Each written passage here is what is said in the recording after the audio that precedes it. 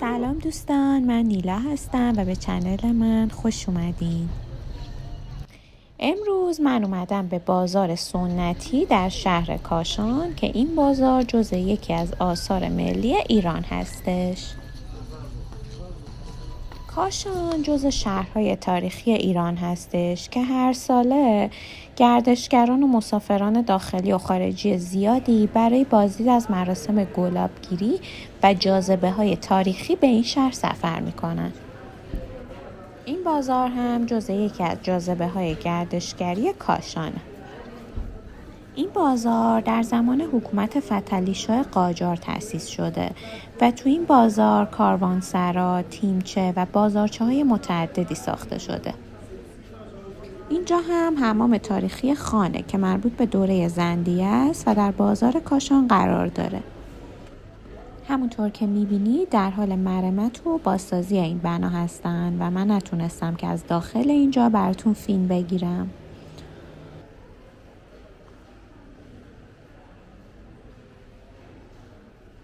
راستی ممنون میشم قبل از دیدن ادامه این ویدیو رو لایک کنید و کانال من رو هم سابسکرایب کنید. ممنونم.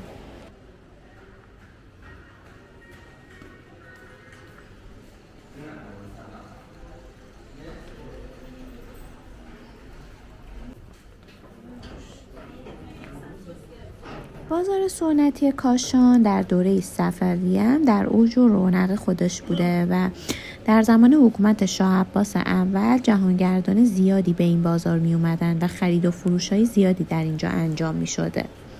اما کم کم از اهمیت این بازار کم شده و بازار فعلی کاشان روی بقایای بازار قدیم ساخته شده. وسعت این بازار زیاد هستش و سقف این بازار دارای گنبدهای کوچیک به هم پیوسته هستش.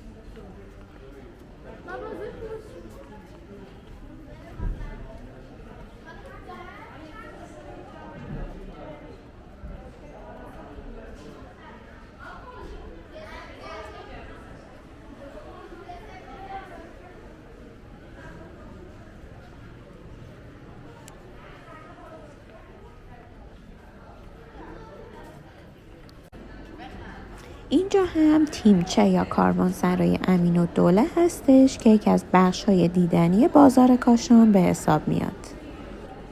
تیمچه امین‌الدوله از 3 طبقه بنای مستحکم ساخته شده که بعد از 100 سال هنوز کوچکترین رخنه و شکافی در اساس و بنیان اون دیده نمیشه.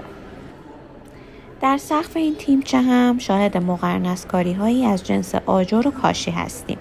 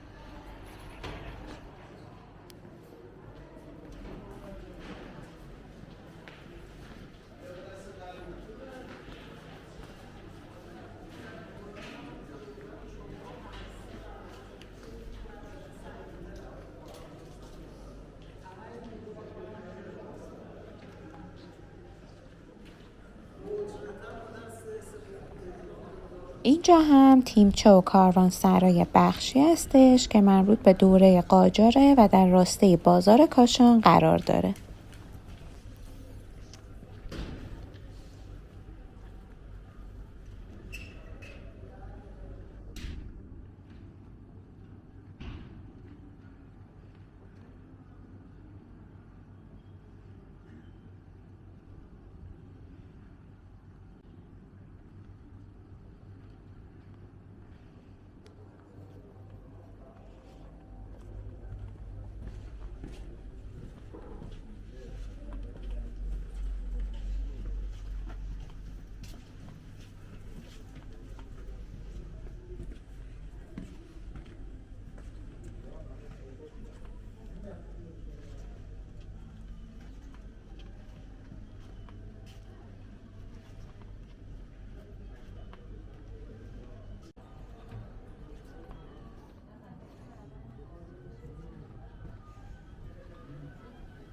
اینجا هم یک کافه در فضای باز تیمچه بخشی هستش که حال و هوای سنتی و خیلی باحالی داره.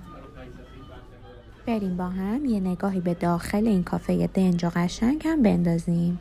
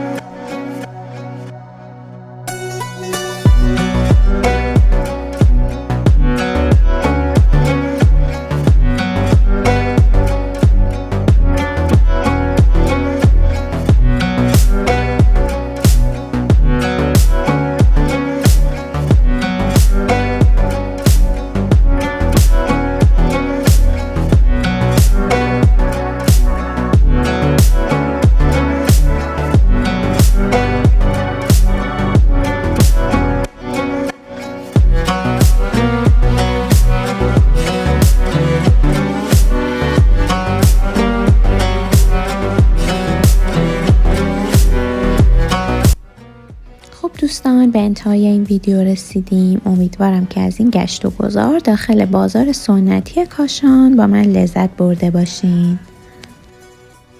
یادتون نره که ویدیوهای دیگه کانال من رو هم حتما نگاه کنین که از کلی مکانهای جذاب براتون فیلم گرفتم. امیدوارم هر جا که هستین حال دلتون خوب و عالی باشه.